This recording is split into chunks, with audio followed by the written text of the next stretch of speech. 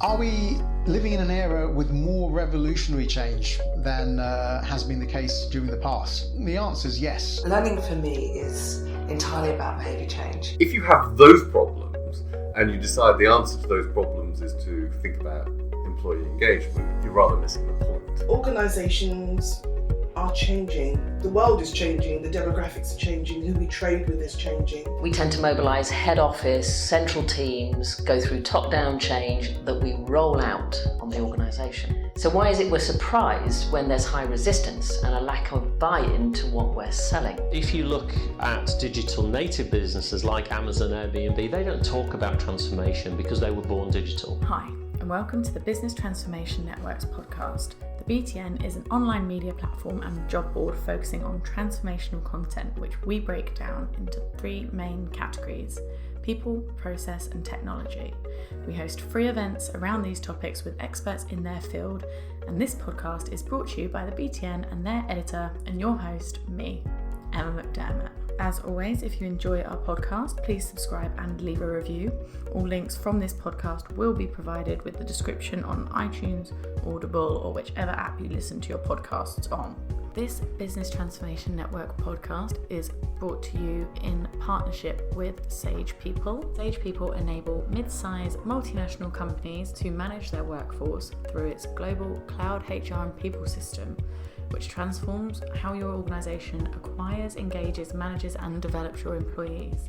Today with us we have Ethan Chazin, an organisational development coach, who will be talking to us about the concept of compassionate organisations.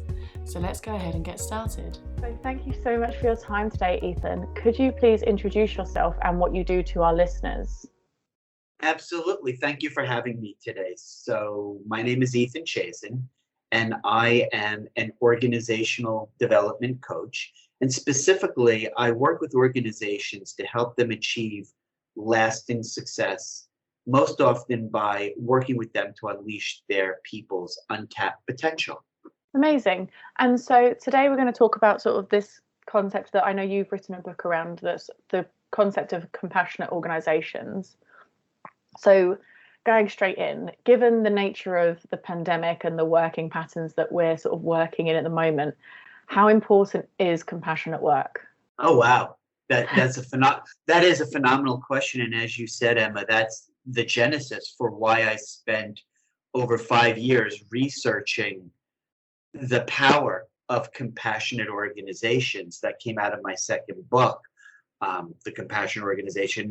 May I just say that compassion was always critically important as a competitive advantage in organizations. But now, given the world we live in a global pandemic, that is more than ever critically important for organizations to embrace this concept of compassion for deeper relationships with their employees, with their clients, with pretty much any group of stakeholders. I would completely agree on that. And so how, I suppose initially actually the first point I want to touch on there is, so what role does compassion play at work? So I know you've touched on how important it is, but what role does it play? Compassion is the fuel that drives the engine of any great organization, whether we're talking, Emma, about for-profit organizations, companies, whether we are talking about not-for-profit entities or even government agencies. Compassion is the true, meaningful, informal culture that enables deeper relationships that go beyond selling your services and your products to forming the kind of bond between your people inside and outside your organization that enables you to survive times like we're encountering. Amazing. Yeah, I would completely agree there. So how do you help an organization then take steps to become more compassionate?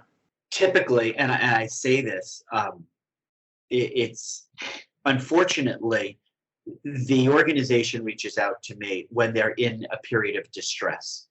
I say unfortunate because oftentimes they've reached a certain level of inherent dysfunction where either they're losing market share, they're witnessing a significant number of employees, highly qualified employees leaving, their business model is outdated or broken. So typically I'm brought in when they've already acknowledged that there's a crisis.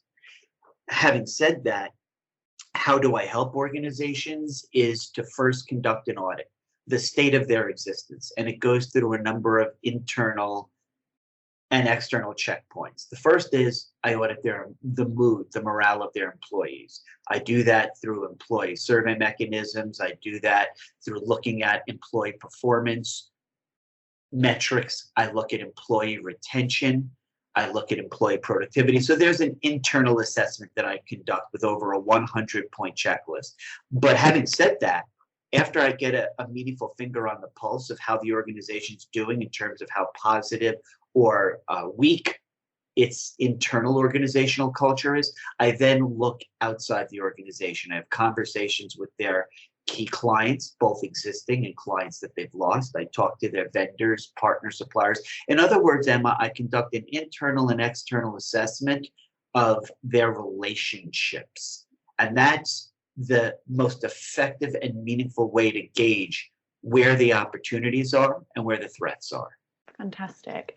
And so before we sort of go on to look further into the compassionate organisation, why do you think it is, because you just mentioned there, why do you think it is that organisations wait until it's almost too late, as it were, before they recognise that they're missing something or that something's going on and then reach out? Well, unfortunately, Emma, that's a vestige or holdover from the 20th century organization. And when I teach leadership, when I train organizations, I teach in 10 colleges and universities in the United States. When I work with organizations, we know that the mindset still in many organizations is driven by profit.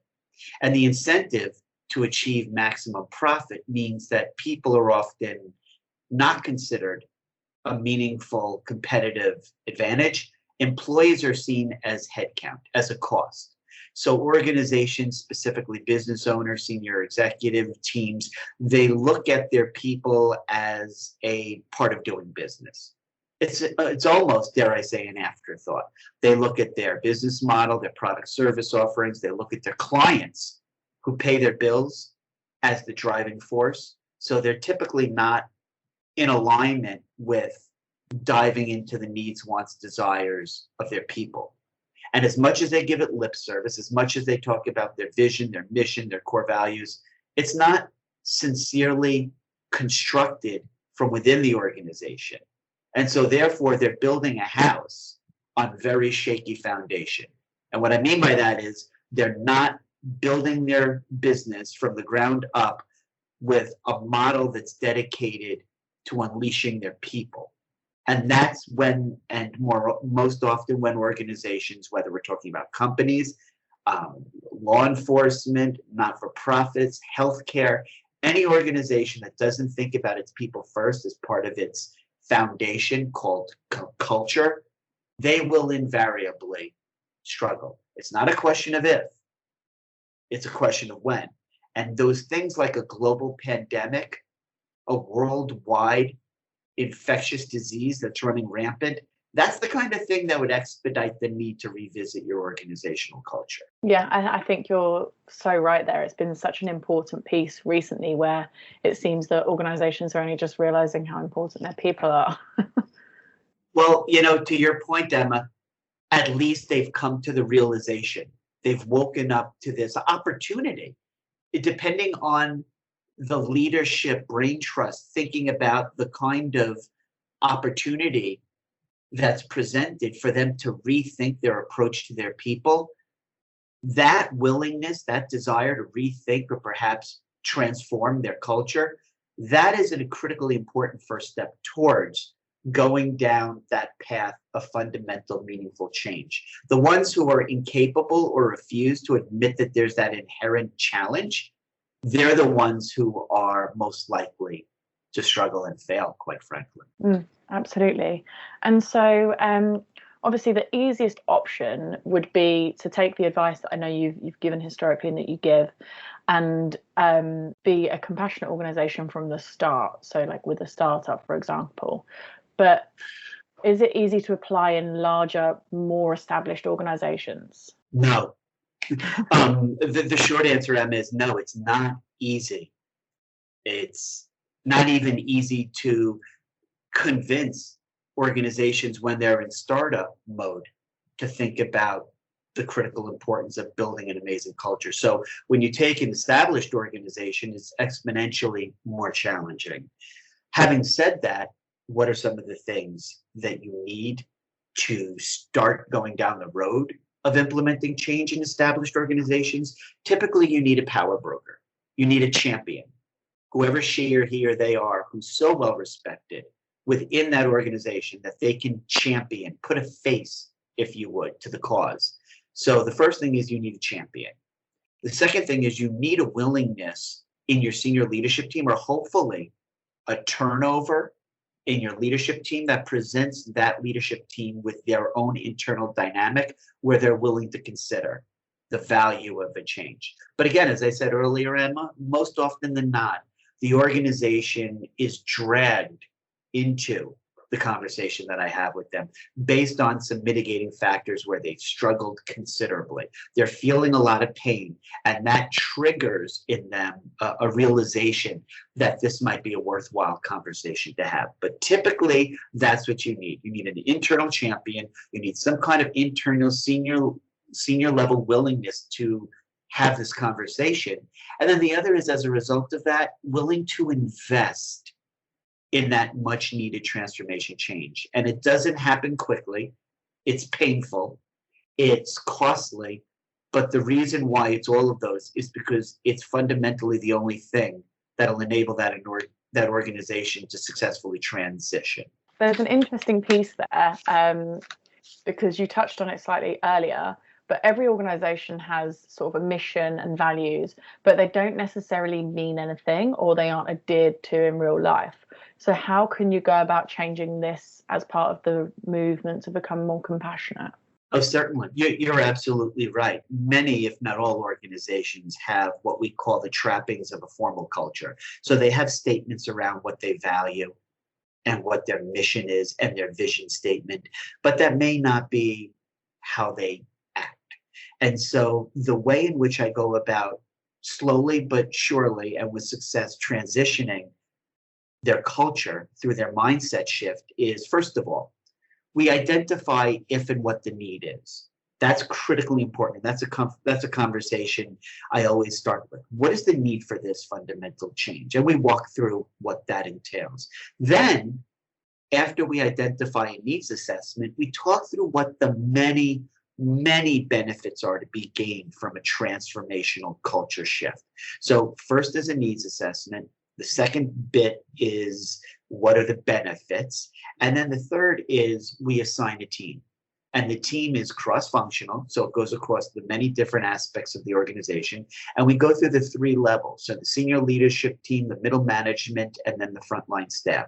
So we build out that all-encompassing team, and then we fund it, and then we give them all the resources they need to successfully begin the process of going down this critically important road towards meaningful change. Amazing. And so how important is individual emotional intelligence, I suppose, particularly with managers and leaders when you're becoming a compassionate organization? Oh my goodness, Emma, that's the $1 million question. I'm so appreciative that you asked that, because none of this happens. None of this can happen without, at the core foundation of the organization, this need for individuals to be emotionally intelligent. And so first of all, that's the key distinction, as it were, between managing and leading. Most people think they're leaders and they're not. Managers are people who are basically competent to do things the right way. Leadership is about doing the right thing. So when it comes to emotional intelligence, it's just very important, if I might, to lay out the construct or the framework of what we mean by emotional intelligence, because most people, I would say, about in my practice, 99% of all people don't understand it.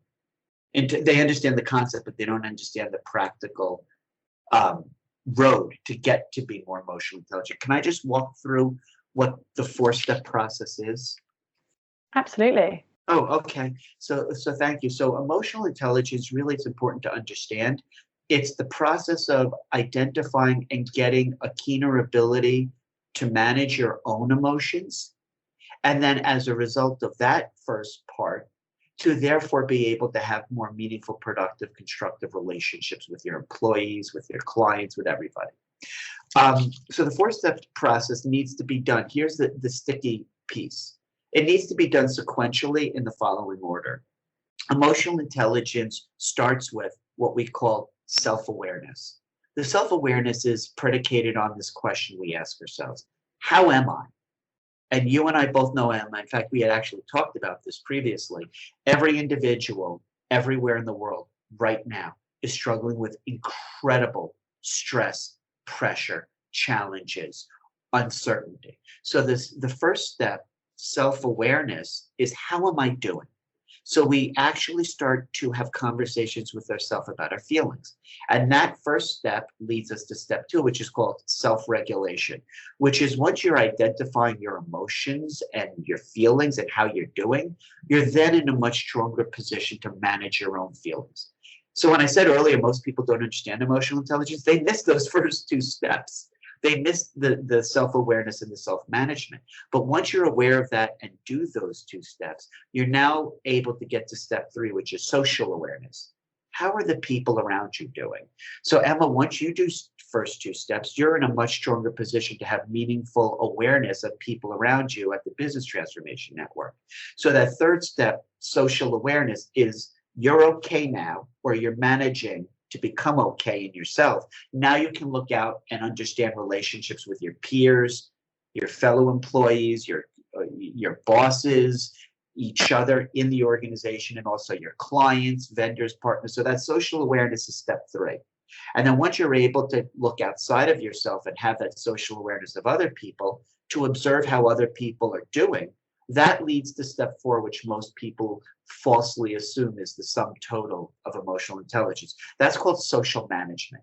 And that's really what you're asking me about today, is compassionate organizational cultures that build on incredibly strong social contracts or relationships we have with others. So that's emotional intelligence. And it's fundamentally at the cornerstone of building out successful cultures in organizations. Amazing, thank you for that.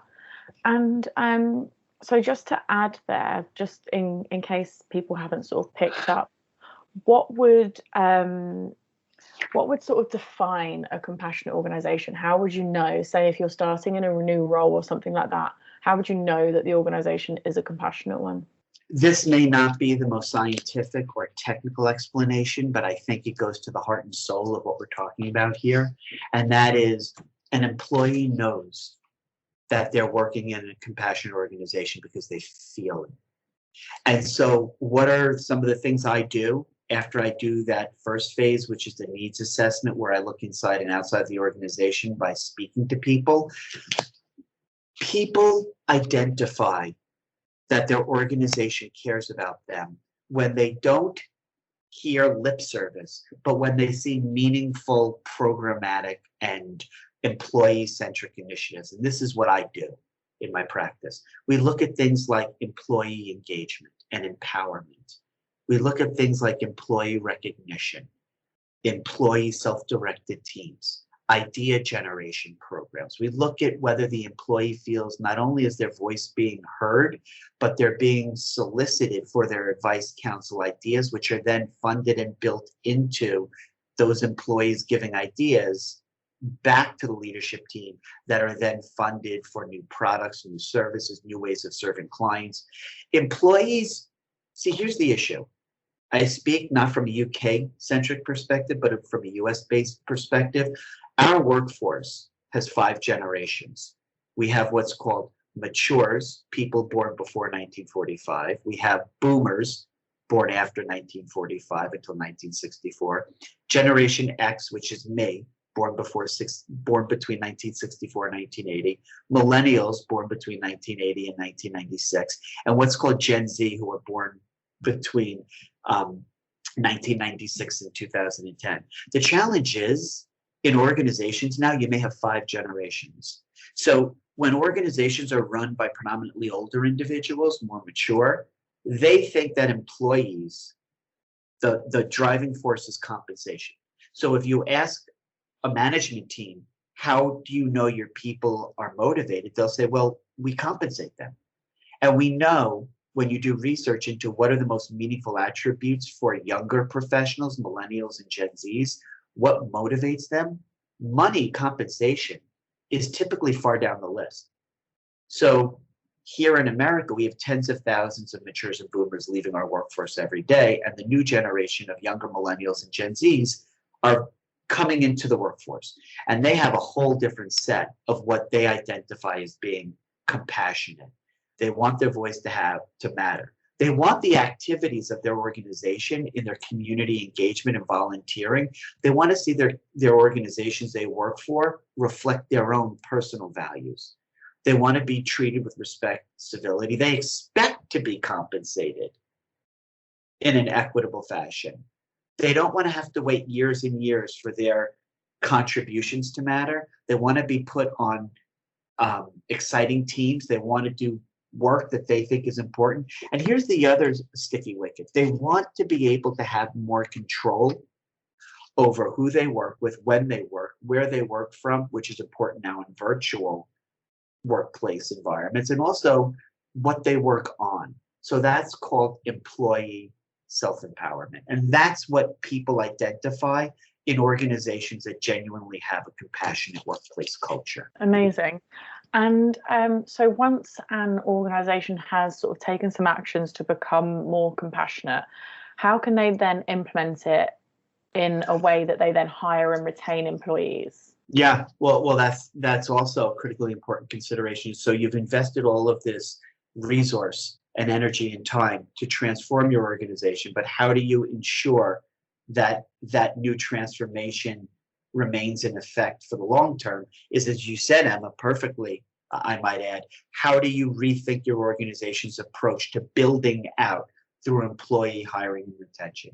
And so whether we call that human capital or we call that talent acquisition, talent management, talent retention, it requires equally a whole new approach to your people. And so what that means is most organizations are still hiring, looking for qualified workers through that outdated 20th century mindset of we have a job that we need to fill. The job requires certain tasks to be performed, roles, responsibilities. Let's go out and let's look for people who have that set of 5, 6, 7 core competencies. That's the wrong way to do it. And what I mean by that is I would, and I coach and counsel organizations to rethink how they look for talent. Start thinking more about the kind of characteristics and qualities of amazing type A superhero kind of employees. So you're looking for different set of skills, and then you can teach them the tasks on the job. But the things that you look for are people who are critical thinkers, problem solvers. They're self-directed, self-motivated. They have exhibited throughout their career intrinsic motivation. They work exceptionally well in teams, but they also work well by themselves. They're active in their communities. They show initiative. These are much more nebulous and hard to put a finger on the pulse of how you find these candidates, especially if you're using that outdated approach as a vestige from the 20th century. So instead, rethink the kind of what we call soft skills that are more indicative of hiring superhero talent. And then a subordinate thought is look at their technical skills, not first, but second. And then once they come into the organization, think about your entire process of how you've screened, how you've recruited, how you've hired. But then from the first day on, you need to rethink and re-architect your process through the onboarding. How are you engaging them? Especially, again, Emma, in light of we're in a global pandemic and most organizations have virtual remote workforces. This is all a lot harder to implement from a distance. So you need to certainly rethink your approach to hiring, acquiring, and retaining top talent. But that's what I do. We now sort of know how it works on both an individual and a more corporate scale, but what are the benefits of a compassionate organization? This is the fun part, because this is so easy to quote unquote sell in terms of the value derived by the organization, because there's so many benefits. So let's start with the few right off the top of the list. Employee productivity and performance are magnified exponentially. They are more likely to be productive contributing members of your workforce by generating more ideas, working more effectively with each other, self-directed on teams. They're a lot more engaged. They're what we call being in a state of flow. They're doing work that's meaningful for them. They're challenged where there's a high degree of uncertainty if they'll even be quote unquote successful. But what it also derives the organization is a multiple of positive outcomes. They're more likely, if they create a transformational culture of compassion, they're more likely to retain their top talent. Because right now, if what they're doing isn't working and their people feel disconnected, they feel unappreciated, or they're feeling a whole bunch of negative aspects of work with their employer, they'll wait until this depression or recession turns around, and then they'll leave you. And they won't give you advance notice more often than not. So by doing all of these fundamental changes through culture transformation, you also create phenomenal, powerful, reputational brand from your culture. So there's a reason why companies in America like Google get tens of thousands of resumes every week. They've created a culture that self-perpetuates a positive reputation, which makes it easier to recruit top talent from the beginning. So I mentioned the power of productivity gains, but those individuals who are your top stars, your rising stars, not only are they more productive and they more engaged and less likely to leave, but they'll also reach out to their social and professional networks of their acquaintances to refer similar type of top talent in their networks into your organization through employee referrals. So when you just stop, and as part of my consulting practice, I quantify this for organizations to see the dollar about the monetary impact. This is the fun part, because there are so many rewards that organizations derive from doing this. Amazing. And so on the opposite side almost, are there any typical sort of challenges or obstacles you face when sort of encouraging this change? Oh, absolutely. A gazillion of them. But they all fall under the aegis of one central thought process. And that's, if it ain't broke, don't break it. If it's not broken, don't fix it. Where organizations may be atrophied and wearing away and heading towards disaster or business discontinuity, and they're not cognizant, they're not aware that their foundation is eroding. So surface level is business as usual. So that's a primary disincentive or barrier to taking the organization down this much needed transformation. They're also associated with that maybe power brokers, meaning senior executives who not only are not prepared to have this conversation, they're not in their thought process, they're not predisposed to acknowledge the value in going down the road of culture transformation, but there are also individuals who still don't think that their employees are the most critical aspect needed for success in their organization. They look at their business model, their processes, they may focus externally on their clients, but there's just not a keen awareness of and appreciation for the value that comes from having this conversation. As I said earlier, until most often it's too late, and they get to crisis mode, and then I'm brought in, and then it's still kind of open-ended whether I'll be successful or not, because they've atrophied to such a great extent. So the opposite side, the typical challenge or obstacle, is an organization's inherent built-in business rationale for inertia. And that, I would say, is the greatest obstacle to have to overcome. And then I suppose a little development on that. How do you sort of approach overcoming that obstacle in particular? I typically suggest that we conduct that first step I mentioned as part of my process, which is the needs assessment. I'll typically ask them, the key executives in the leadership team, for me to do an informal assessment. and I'll do a snapshot, a finger on the pulse of how they're doing right now, where I'll do one part internal investigation where I'll speak to a representative cross-section of their employee base, top level, mid-level, and frontline staff. I'll also speak to a majority of the individuals who are tasked with frontline staff responsibility for client engagement, client service, those people in those roles. Then externally, I'll conduct an informal interview with some of their most valuable clients, and I'll do a promoter index score. Would you refer this organization? And I'll do a touch point in the organization's relationship with their clients called the customer lifetime journey. And more often than not, that'll give me that collective set of assessment. That'll give me a keen understanding of how strong or weak their culture is, and therefore justify the business case for investing in this very, very critically important initiative. Amazing. And so to close up, Ethan, if our listeners only took away one thing from our conversation today, what should it be? The most important takeaway, I would suggest, is that building an organizational culture based on compassion that looks at your employees first, that was always important. That has always been the single most determining factor that's required for lasting success. But especially now, if you take nothing else away from our time together, that you understand that now more than ever, relationships matter most.